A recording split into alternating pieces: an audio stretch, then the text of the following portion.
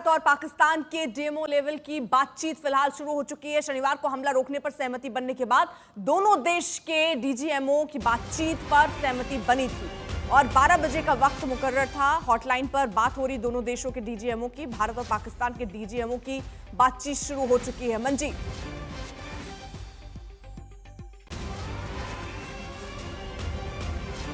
सुन पा रहे हैं आप?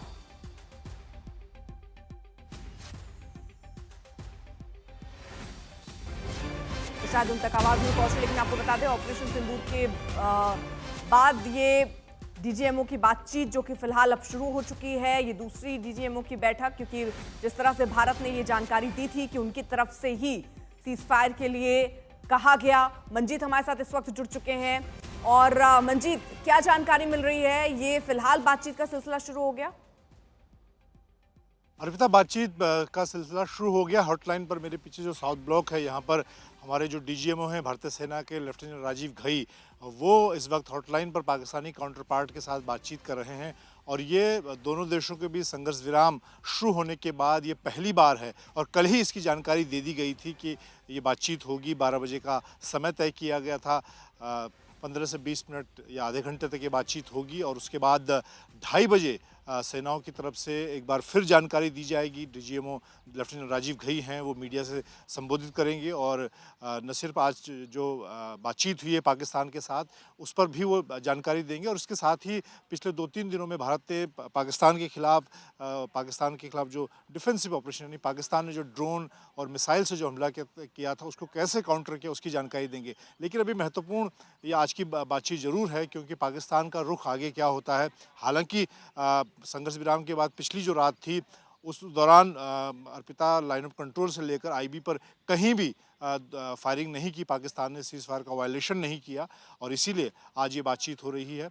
और देखना होगा कि भारत अपने पक्ष को लगातार जिस तरह से मजबूती से रख रहा है कि भारत का जो ऑपरेशन सिंदूर है, और अब आतंकवाद के खिलाफ भारत ने जो एक बड़ी अपनी नीति में परिवर्तन किया है कि पाकिस्तान समर्थित आतंकवाद, चाहे वो सेना उसको सपोर्ट करे, भारत उसको युद्ध की तरह लेगा। और इसी मजबूती के साथ मुझे लगता है कि आज जो हमारे डीजीएम हैं वो बातचीत रखेंगे। और यहाँ पर सबसे महत्वपूर्ण ये है कि संघर्ष विराम की जो पहल हुई है वो पाकिस्तान की तरफ से हुई है। पाकिस्तान बैकफुट पर है और इसीलिए भारत के पास इस वक्त भी एज है कि वो अपनी शर्तों पर बात करे।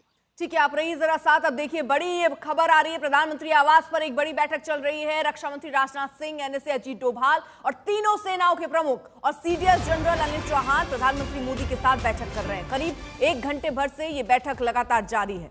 दूसरी तरफ आप देखिए, बातचीत भी शुरू हो चुकी है और ये बैठक भी चल रही है। आपको बता दें, बड़ी खबर इस वक्त की, प्रधानमंत्री आवास पर ये बड़ी बैठक। रक्षा मंत्री राजनाथ सिंह इस बैठक में मौजूद हैं, एनएसए अजीत डोभाल इस बैठक में मौजूद हैं, तीनों सेनाओं के प्रमुख और सीडीएस जनरल अनिल चौहान इस बैठक में प्रधानमंत्री के साथ मौजूद हैं और ये बैठक करीब 1 घंटे से चल रही है।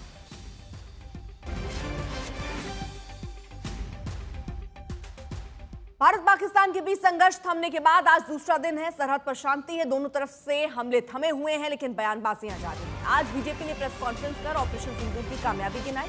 बीजेपी के प्रमुख प्रवक्ता संबित पात्रा ने दुनिया में किसी परमाणु शक्ति संपन्न देश में घुसकर आतंकवादी को मार गिराया है।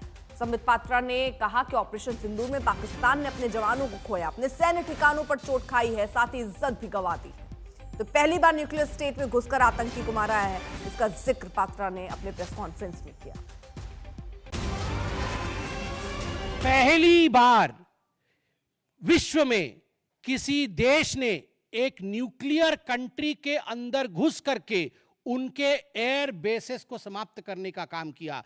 पाकिस्तान एक न्यूक्लियर कंट्री है, उसके अंदर घुस करके उनके एयर बेसेस को 20% पाकिस्तान के एयरफोर्स के इंफ्रास्ट्रक्चर को भारतवर्ष ने नाकाम कर दिया। 20% of PAF's infra was destroyed by India.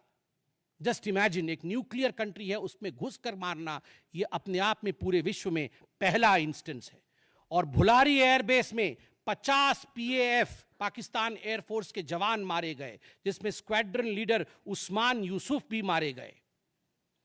कुल मिलाकर के 9 आतंकी ठिकाने, 11 एयरबेस, 100 से अधिक आतंकी, 50 जवान और अपनी इज्जत यह पाकिस्तान ने खोया है।